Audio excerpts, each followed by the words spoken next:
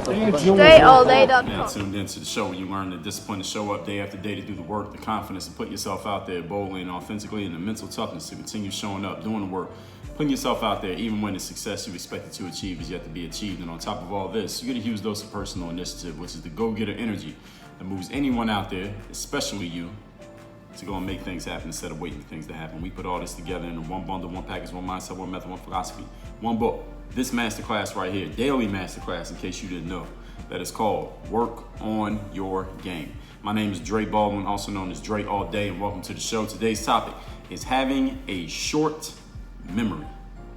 Now, coming from a background in being an athlete, a short memory is required in the sports world, simply because yesterday's performance can't win today's game. So if you were great in practice yesterday, that has no bearing on what's going to happen in the game today.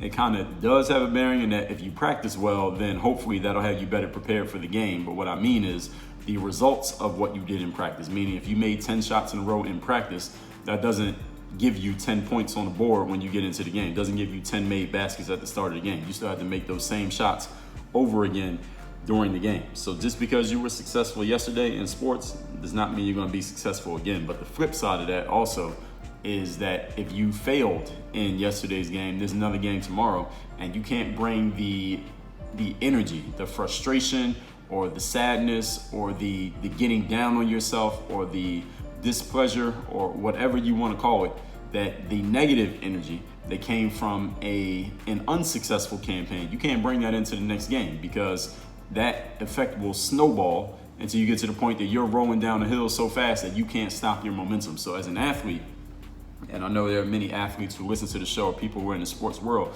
listen to the show, you have to make sure that whatever happened in the last game, you just discard it. You throw it away. All right, I had a great game. I had 30 points. Great. But the next game, all right, you start at 0 all over again. Your team won the championship last season. That's great. But everybody starts at 0 wins, 0 losses the following season. And everybody may be coming for you because you won the championship. So you got to do that whole thing all over again. And what happens to us many times in life is on both ends of the spectrum.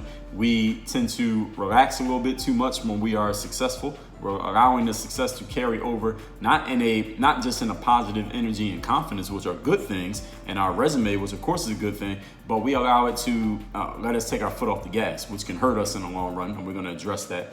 And on the other side of it, if things are not working out in our favor, we had a bad game, or you lost the fight, or you lost the match, or you didn't make the team, or you missed 10 shots in a row, whatever it happens to be, we allow that energy to stop us from the next opportunity. We allow that energy to keep us from the next opportunity. Maybe we don't even see the next opportunity because we are still all in our heads about how we failed the last time. So today, we're going to address all of that and make sure that none of your failures or your successes hold you back from the next opportunity coming up in front of you. That's why today's topic again is having a short memory. This concept applies just as well in life as it does in sports, and that's why we're discussing it here today. Point number one, again, the topic, having a short memory.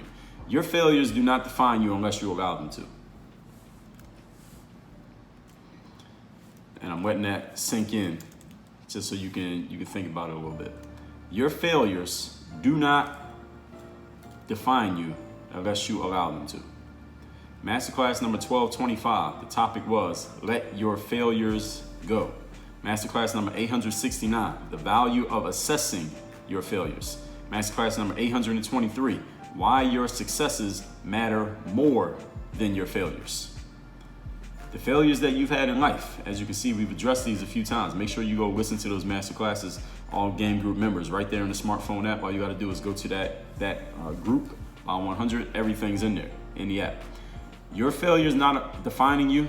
Too often, what happens, as I talked about in the introduction, we allow a past failure to linger in our minds. You tried something and it didn't work, and we're allowing that failure, you want to call that a failure, you want to call that lack of achievement, you want to call trying something and not making it, swinging and missing, shooting and getting your shot blocked, or shooting the air ball, or losing the game, or trying up for the team and not making it. We allow those past failures to linger in our minds, and then what we do is we replay the bad movies over and over again in our minds. We keep reminding ourselves of how that thing didn't work out, how you tried to talk to that girl and she wasn't interested, or how you tried to shoot the ball and it didn't even make it to the basket, or how you tried to launch your product and nobody purchased your product, or you tried to put yourself out there creating content on the internet and nobody's watching your video, nobody's reading your articles, you're not getting any hits to your website. We allow those bad movies to replay over and over and over again in our minds. This is something also that I talk about in my book, Work on Your Game.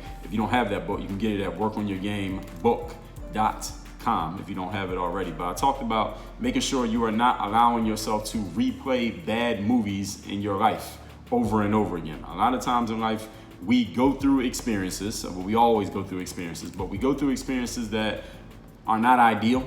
And one of the things that we do, just being human, because we are, we remember those things. And especially the failures, we remember those more acutely than we even remember our successes, simply because as a human being, we are wired to notice the negative more than we notice the positive. Negative energy spreads a lot faster than positive energy, not only throughout the world and throughout a community, but also in our own bodies and our own minds. When we think of something negative, that has more of an effect on us and at a much faster pace than when we think of something positive. Why? Because the wiring as human beings goes all the way back to the quote-unquote caveman days, when we had to be very acutely aware of the possible negative outcomes of eating the wrong berries or a saber-tooth tiger being around the corner, because it meant life and death. Nowadays, it doesn't mean life and death, but that wiring is still deep within us. So I talked about this in chapter number 11 of Work on Your Game. And the chapter title is Bad Mental Errors That Good People Make. And the very first mistake that good people make all the time is replaying the bad movies in their minds. Why I call it a bad movie is because everyone here has seen a movie before, right? If you've seen a movie before, that means you've probably seen a bad movie before. Now, I don't think anyone's batting 1,000 with every movie they've ever chosen, because we're making a bet when we go see a movie, right? Have you ever seen a movie that was really terrible or really sucked? You ever seen a movie that was so bad that you didn't even finish it? You're like, all right, I'm just gonna cut this movie off and I'm just gonna take my loss with this one because this movie is no good. Have you been there before? You have, right? Okay. Now, would you watch that movie again? You know the movie sucked. Maybe you talked to a few of your friends who also saw the movie and they said it sucked. Maybe you and your friends were all watching it at the same time and everyone in the room or everyone in the theater agreed that the movie sucked. Would you watch that movie all over again? Would you start over and just say, let me just watch it from the beginning again? No, because you have already decided that that movie is a bad movie. Now, have you ever been in a relationship with a real jerk or a real bitch and you broke up with them and said, I will never deal with a person like that again? Would you date that person again? Would you go back to that person and let me say, let me just do it again, all right, just for kicks, and just try it again?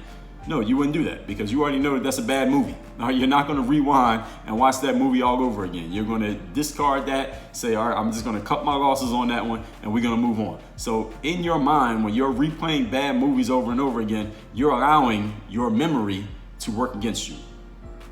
And that's why today's topic is having a short memory.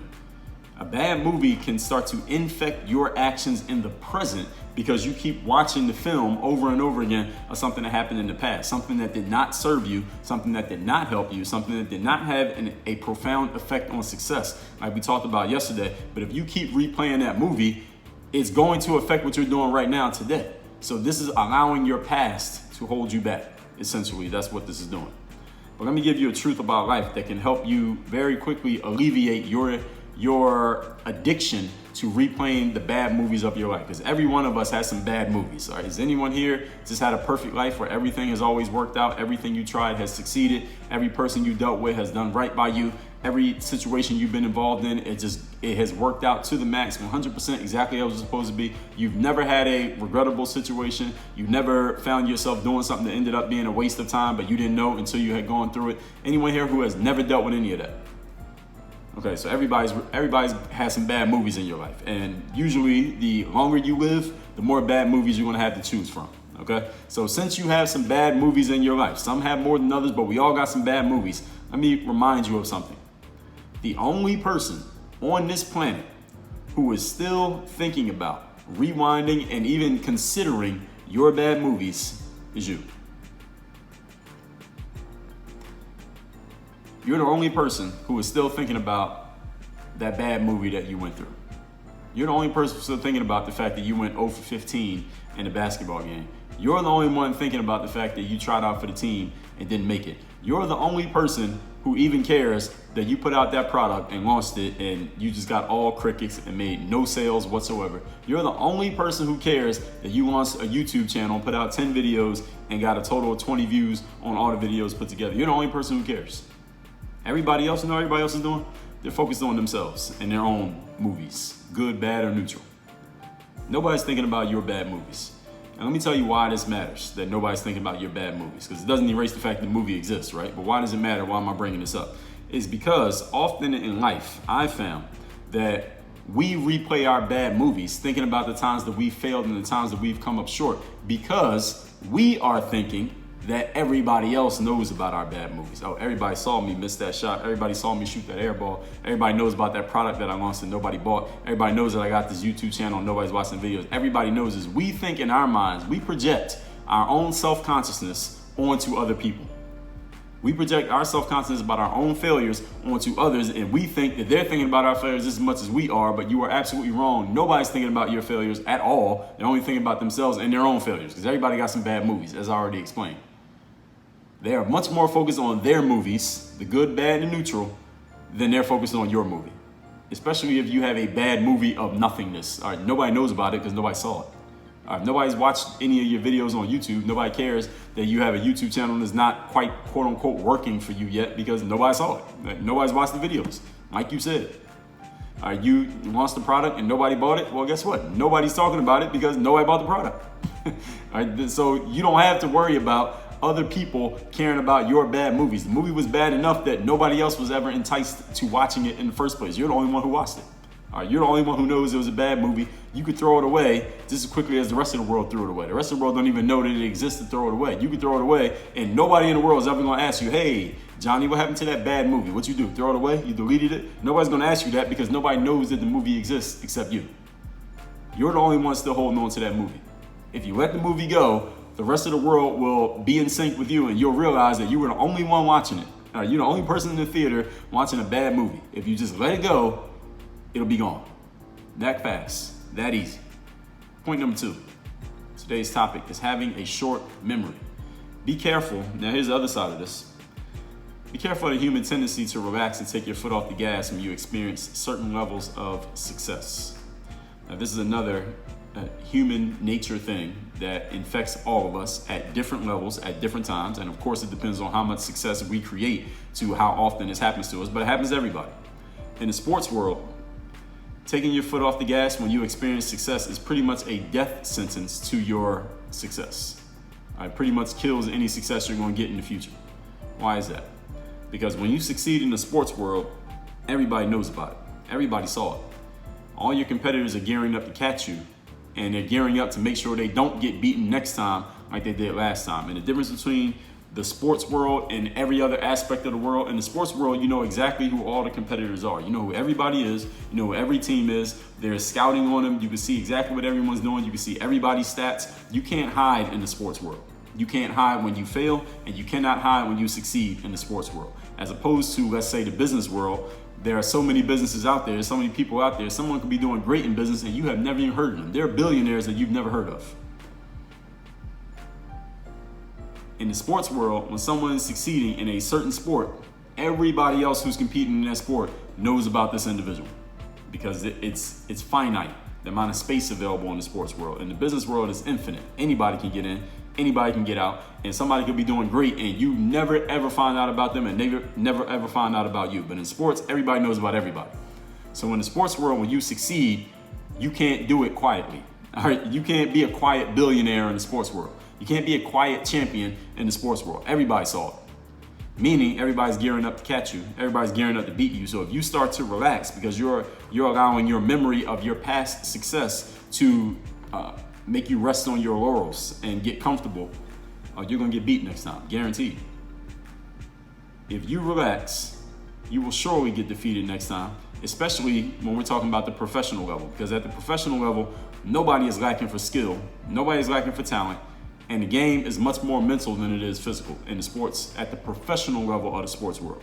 Everybody has talent. Now, you may be more talented or more skilled than an individual, but you're not so much more talented and skilled that you can beat somebody without being mentally locked in. So an opponent who is defeated, usually when we lose, we end up more locked in than when we win. Usually. And we're talking professionals again. Now amateurs, they lose, they allow that negative energy to drop them even further and further down. They become less locked in. But professionals, when a professional loses, they assess why they lost. They probably have some people around them who will help them assess why they lost and tell them some things that they may not want to hear. And they come back the next time even more locked in than they were the last time. The skill and the talent were there all along. It's just they get more locked in. Now they have more information, more feedback from that previous experience, and the fact that they assessed that experience. Now they're even more locked in this time as a professional. They're going to be ready. And if you're not ready, you'll lose the next time. You'll be the one who's defeated. A lack of focus that is attributed to resting on your laurels practically ensures your pending defeat when we're talking about sports. In life, it can be the exact same way. In sports, it's pretty much guaranteed, but in life, it can happen the same way simply because if you stop being focused on what you need to do, somebody's going to overtake you. Doesn't mean your success is going to completely go away because, for example, in the business world, you may be making a certain amount of revenue. You may be dominating the market in the number one spot. The next year, maybe you're still in the number one spot, but instead of having a 25% lead, now you only got a 15% lead, then a 5% lead, then you're tied, and then you may even be fourth or fifth in the market if you just keep resting on your laurels and never get focused again, but you may still be making money. See, in the sports world, when you're losing, there's only one winner. There's only one champion in sports. That's the difference from damn near everything else in life. There's only one champion, one winner. In the business world, in the life world, a bunch of people could be winning at the same time. Just some people are winning a little bit more than others are winning. And winning is subjective. Everybody doesn't have the same scoreboard. Everybody's not going after the same goals. In sports, we don't have any of those problems. So that's why I'm using sports as an example here. I'll tell you a story to illustrate this point, that when you start resting on your laurels, you are precipitating your failure. LeBron James, when he was in high school, I've told this story, I don't know if I told it here before, but his AAU team was a pretty strong team. They were winning a lot of games, and they were at this particular tournament. They were about to play in the championship game in this AAU tournament. Now, obviously, they have LeBron James, who everybody knew who he was. So, I mean, LeBron was on the cover of Sports Illustrated when he was a junior in high school. So everybody knew who this kid was. He's dominating. His team is very good. They're winning championships, and here they are in the championship game of an AAU tournament. Now, they're in the warm-up line for the tournament, and they were kind of lollygagging around, bullshitting, not really taking it serious. It was obvious to the coach of the team that LeBron and company were not really taking the upcoming game seriously because, and they had a good reason to not take it seriously, because the team they were about to play against in the championship, they had already played against this team earlier in the tournament and had beaten them pretty handily. So they were resting on their laurels, thinking, oh, we're just gonna kill this team again like we did the first time. And we got LeBron James on our team. Why would we be worried? So their coach, this AAU team's coach, LeBron's coach, called the whole team and pulled them aside while they were in their layup line lollygagging around. And he said, you guys are not ready to play. You think that just because you blew this team out the first time you played them, that they're going to just lay down and lose this time? No, they're going to be ready to go. They're going to be ready to play, and y'all are about to get beat. Y'all are about to lose in this championship game to a team that has no business being on the court with you because you all are not mentally ready for this game. You are relaxing because you already succeeded in the past against this team, and you think it's just going to be handed to you. Now, the coach's point in saying all that was not to hope that his team lost. He was trying to motivate them with a little bit of negativity, and this happens in the sports world often. All right, so he was trying to motivate them, let them know that y'all need to get focused. And I don't know I never heard whether the coach thought that it ended up working or not. But this game was a lot closer than LeBron and company apparently thought it was going to be. The game ended up super close. It came down right down to the buzzer with LeBron shooting this shot from really far out of the buzzer, and the shot rimmed out. And LeBron and company lost the championship game because they were not focused. They had rested on their laurels. They were clearly better than the other team. They had the best player on the court, LeBron. But because they allowed their long memory of their past success to keep them from getting focused in the short term, they ended up taking a loss in exchange for that lack of focus. Point number 3. Today's topic, once again, is having a short memory. Though it is practically impossible, here's the aim that I'm going to give you here today. Your aim is to approach every day, every new person, every new project completely neutrally. In other words, forget all your preconceived notions, forget what happened last time, Forget what opinions you have formed from past interactions. Forget what you have learned about another person. Forget what you Googled about that individual, and approach it as a brand new situation. Forget whether you won or lost in the past in the situation. Approach it as a brand new situation. Every day is a new day. So approach it with a new mind, a clean slate that is open to what you see in front of you now. Not what somebody told you about 3 weeks ago, not what you did 2 months ago, not what you heard 3 years ago, not what even happened yesterday. Approach every new situation, day, person, project, whatever it is, with a clean slate, a fresh mind that is open to what you are observing in the moment right now. Again, this concept or this practice is effectively impossible for human beings to do. It is impossible for you to approach everything with a completely blank mind and a completely blank slate, because as human beings, we do carry whatever has happened in our lives with us on some level. It's just a matter of, what we're talking about here today is a matter of how much you allow what's happened in your past to infect what's happening in your present. And that's selective. You can be selective about that. You can choose the successes of your past and emphasize those to build your confidence and to fuel you to keep working on your game to create more success. Or you can use those same successes of your past to build your cockiness. The cockiness, the negative type of cockiness. The cockiness that says, I don't need to work hard because I've already succeeded and I'll just succeed again because I did it in the past. If you allow your successes of your past to make you relax, it can be negative for you. If you allow your successes of the past to fuel your confidence, it can be good for you. It just depends on what you do with it. Depends on what you do with the energy, not whether you have the energy or not. So it's effectively impossible for you to have that blank slate mind, because we're all shaped by our experiences. So your job then is to be more conscious of the fact that your past experiences often control how you think in the present, and work against it as best you can. And the best way to work against it is just be conscious of it. Think about what you're thinking about. Being conscious of the fact that, damn, I lost last time and I may be allowing that energy to infect my efforts right now. Or I won last time and I may be allowing that energy to affect my efforts right now. If you can just be more conscious of that alone, that can, I would say, give you a solid 65% difference in your focus. Just because you are now aware of your mental habits. And these are ingrained habits that are in every human being. It's not you personally. These are just ingrained habits that we all have. And you just need to come up with some conscious strategies to work against them. And I just gave you the whole framework for doing that here today. So let's recap today's class, which is having a short memory.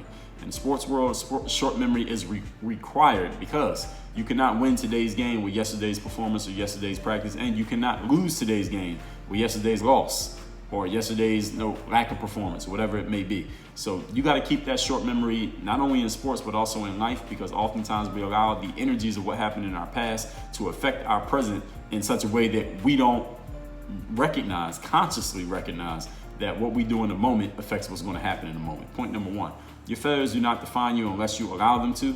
Too often we let a past linger in our minds, a past failure, replaying a bad movie over and over again. But here's the truth about life. The only person who is still thinking about your past failures is you. Everybody else is much more focused on them than they care about anything that's happened in your life, good or bad. Point number two, care for the human tendency to relax and take your foot off the gas when you experience certain levels of success. Because when you succeed, especially when you are publicly noted for your success, all your competitors are gearing up to catch you, to find out exactly what you're doing and figure out how they can do it better than you. So if you relax, you will get beaten no matter how good you think you are. Number three, though it is practically impossible, your aim is to approach every new day, person, project completely neutrally. Forget your preconceived notions, what happened last time, what opinions you formed from past interactions. Every day is a new day, so approach it with a clean slate. This is effectively impossible for humans to do because we are all shaped by our experiences, but your job is to become more conscious of the fact that we allow our past to infect our futures, and for you to start working against that by reminding yourself to approach everything with a clean slate, an open, blank mind to a new possibility and new situations. Work on your game. Dre all day.